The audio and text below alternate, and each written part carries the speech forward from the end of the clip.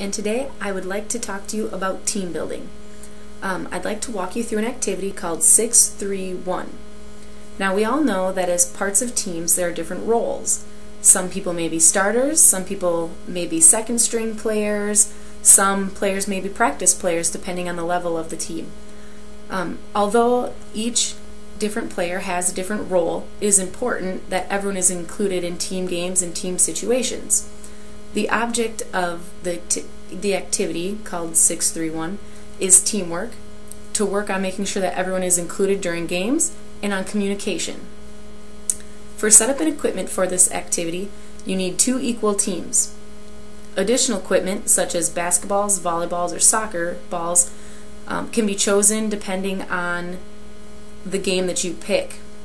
What happens is that you pick a game in which one team scores. There's 2 equal teams, so as I stated, basketball, volleyball, soccer are good options, and the games are played in their original rules.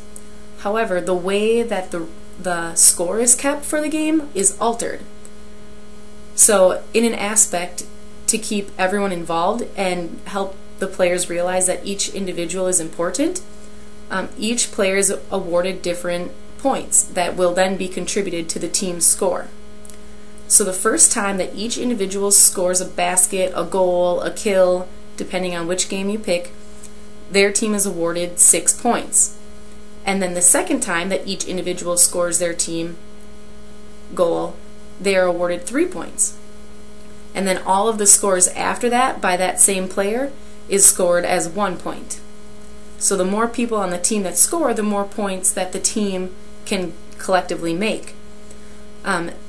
For younger teams, an option is to have some type of whiteboard or demonstration that they can see you mark down so that they can keep track, or that the coaches can keep track of how many points each team has, and they can visually see it. For older teams, it's a good aspect to let them try and remember, working on their skills of switching up players and remembering who has had more time, more touches on the balls. That's a great aspect, and that also makes them work on communication.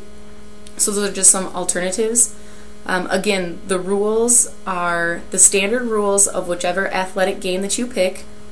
The first time an athlete scores, they receive 6 points. The second time they score, they receive 3 points, and then any additional scores after that is 1 point each.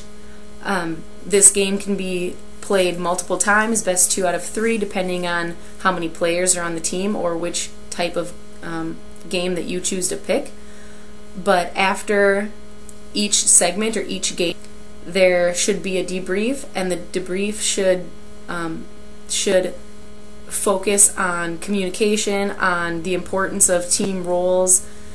Some little debrief questions are: what did you like about this game, scoring, or what was challenging about it? How important was teamwork to this game? Did I get to contribute?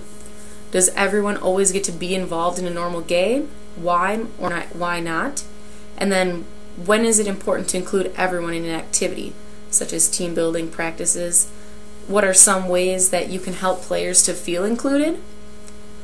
When you're leading this debrief, remember that the athletes should all get a chance to voice their opinion, and they all remind them that they need to be respectful to all of the other athletes.